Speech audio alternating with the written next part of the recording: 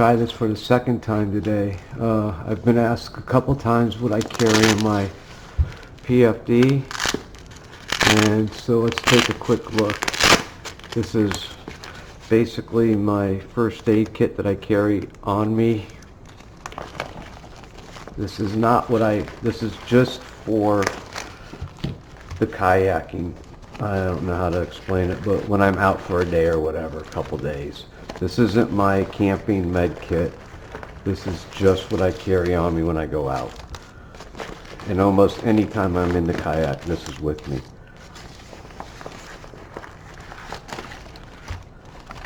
Alright, so let's look in here. So a pair of tweezers. These are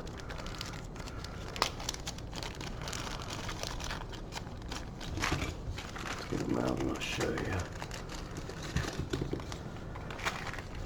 I want to keep so I can put it back in relatively easily. But anyhow, a couple big sorry camera, I'm trying to figure out where it is. A couple big safety pins, some duct tape, and a pair of tweezers. And these are really sharp tweezers. You can see how tight the point is.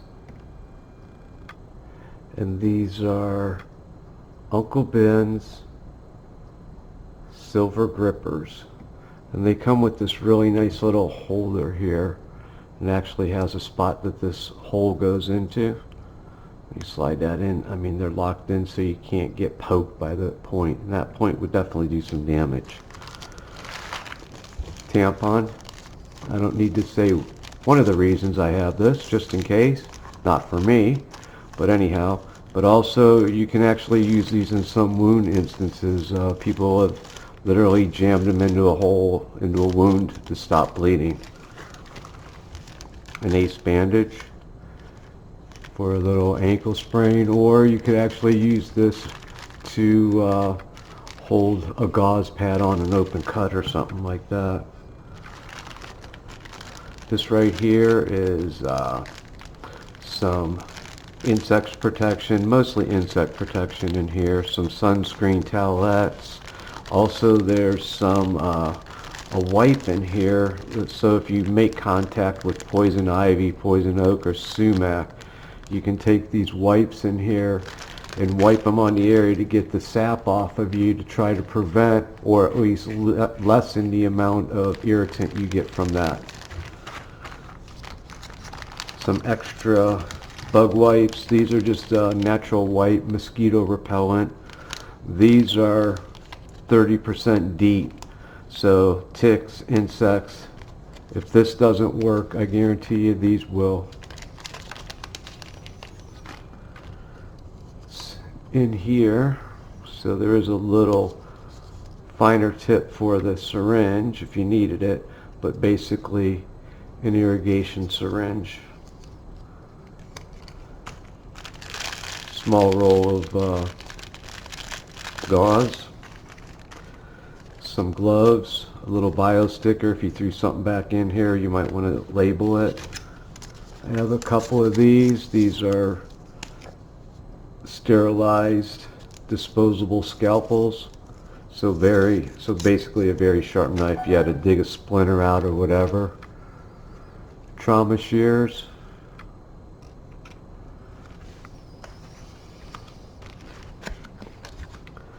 This is actually a bivvy, a sole survive a little longer bivvy that I've unrolled from the package that it came in and compressed it in the seal and meal bag. These things work good for a lot of this. This is just meds, aspirin, ibuprofen, sinus congestion, a decongestant. I have some electrolyte packages in there, so if somebody's dehydrated. Some motion sickness pills, some anti-diarrhea, just a small sample of a few things just to cover your bases. So I want to get in this bag because I see when I did this earlier and I repacked this, I changed this one here And this is one reason I seal everything down into separate containers for the most part in case something leaks. So that was, I'll replace that, but that was an iodine prep pad. Here's a bigger thing of iodine just in case you wanted to flush out a wound. This is for cleaning the area of a wound to make the band-aid stick better. Some alcohol prep pads. This little blue thing in here is just some antibiotic hand wash. And basically, let's see if this will zoom in. So this stuff right here, come on, zoom back in, is just a skin prep. There we go, come on, so close. So basically what it does is it lets you just bandage stick better.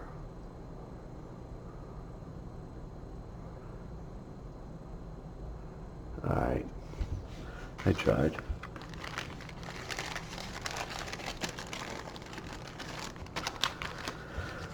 This is just some saline solution right here, so basically a little bit of eye wash. First aid burn cream and some antibiotic ointment. I know all these knots, but it's just nice to have. Just a little sheet and has some useful knots on it. This right here, some moleskin, some anti-stick pads and some bigger gauze pads, and just an assortment of band-aids in here. And these are disposable thermometers to take your actually just see your temperature. So that's what I carry in the med kit, and this roll of waterproof medical tape. So I carry a backup compass, even though my boat has a compass. I carry this Zeotech waterproof lighter case with a lighter in it. The white lighters, the nice thing about a white lighter is you can put it up to the sun and actually see the fluid level in them, compared to most of the colors you can't see. 3 little mini hand flares. You know, a lot of people get confused about flares. They actually think that you get in trouble, you shoot one of these flares off and somebody comes and rescues you. Well, that's really not the way it works. You want to save the flares until you know somebody is looking for you and close enough to see it. Just shooting a flare off, nobody's going to come and rescue you. And if they do, you're just pure lucky. So it's really a signaling device, just like a signal mirror or water dye or even smoke on a fire, a flashlight. You're signaling somebody that's actually looking for you. A small pad of waterproof paper and a pen just in case you need to write some notes or whatever. Maybe that you're helping somebody and you're writing vital statistics, who knows. Just good to have. 6-inch snap light. I change these out like once a year, so it's always no more than a year old. And you never know if you say you get stranded. My biggest thing is what I'm looking at is, say I'm out paddling in open water a little bit offshore and I get a storm comes and I end up on a little sandbar or a little island for the night because I couldn't get back in because the storm pushed me out. This might be the light I need to get a fire started or at least get situated a little bit. You know, light and having a little control over the situation is one of those things that makes it much more bearable and will probably get you through the night. Nothing worse than the dark for a lot of people. Alright, so I hate breaking these open because this is like Tetris getting this stuff back in here. But, so this is partially a Soul Survive a Little Longer Scout survival kit, and then some things I've thrown in there. So this is the fishing kit, and it's got a little couple hooks, a line, a sinker, a swivel, and then I throw a couple safety pins in there.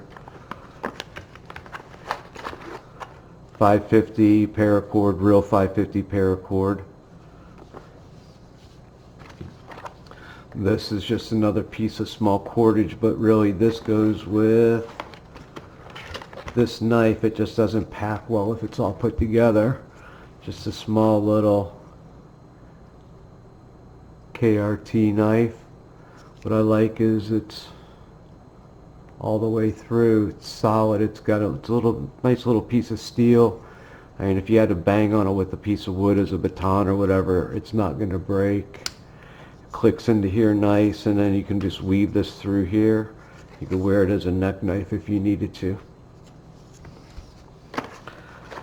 Backup whistle comes with the sole kit. A howler.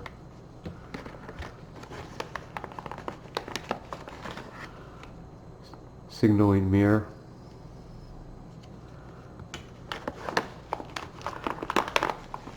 These are 4 little fire starting tinder. So you can take one of these, and if you were in a really bad situation, what I would do is take one and split it in half, and then ruffle it all up. And it comes with,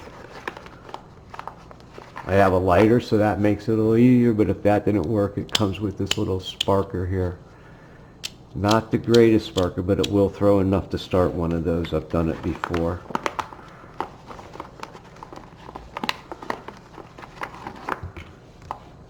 Two water bags, and there's another group of these, but some water purification tablets. Now these will not work with salt water. You have to desalt it. So what you may end up having to do is taking one of these bags and cutting it and making it into like a little gutter, more or less, and catch rainwater, catch morning dew, and drain it into the other one. So 2 of them may be useful. There's other ways to distill water that hopefully you're not going to be out there that long. For that, it would be really nice to have a small black garbage bag. So this is just another fire starting kit. So I have some of the I don't know what to describe, light. When you light these matches here, all this burns for a long period of time, so they'll light in the wind. And right here is a little striker for them. This is actually fat wood that I chopped up into small pieces to make some pieces of tinder. And right here is a piece of dryer lint. So if I had to use the sparker, I could get this going here. Once I got this going, I would surely get this going. And from there, I can get almost anything else out there going.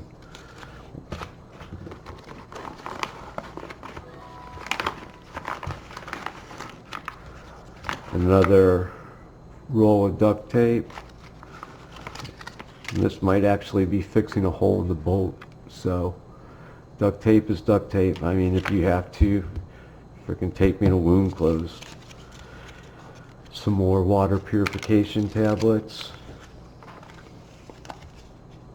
and a emergency blanket. And all this fits in my vest, so it works for me really well. And like I said, my thought here is not that I'm stuck out for weeks or days. It's overnight for the most part, maybe a day. You know, I'm usually never that far out, but if I was a little further out, I still have enough gear here to at least get a couple nights if I had to.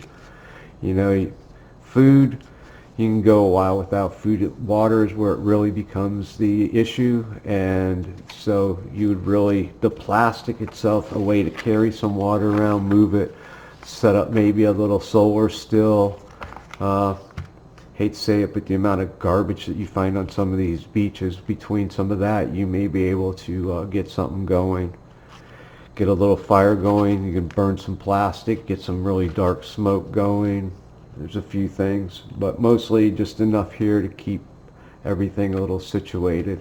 Also, just in case during the day, if you had to, here's Band-Aids. I mean, you have other people that we usually go with other people. Not everybody is as well prepared, so you just carry what you can. And then, most importantly, you have to know how to use what you have.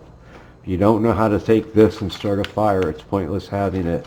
Or if you don't know, how to, everybody knows how to put a Band-Aid on, but how to actually stop the bleeding. A Band-Aid is not necessarily always going to stop the bleeding. Oh, and there's some stereo strips, and there are stereo strips in here, which are kind of like a bandage suture type situation. So there's ways for me to stop bleeding in here, even though this is not what I would call even close to a trauma kit. Alright, I'm going to do a review on the bigger pack that I carry when we go camping, and it's also my backup pack for the house or in case of a hurricane. And all of my stuff I also look as a backup for a hurricane. My freeze-dry food, when we go camping, I buy extra. I store extra around the house. We rotate it out. We take old, go camping with that, and we put new into the stock. It's all just trying to keep ahead of everything a little bit and not go crazy where it's like your life trying to be a prepper. I'm not really trying to be a prepper. I'm just trying to be prepared, if that makes sense. Alright, if you have any questions, put them down below. And thanks again for watching the videos. I'll be making a few more now that I built a computer to help get this done a little better. Alright, thanks.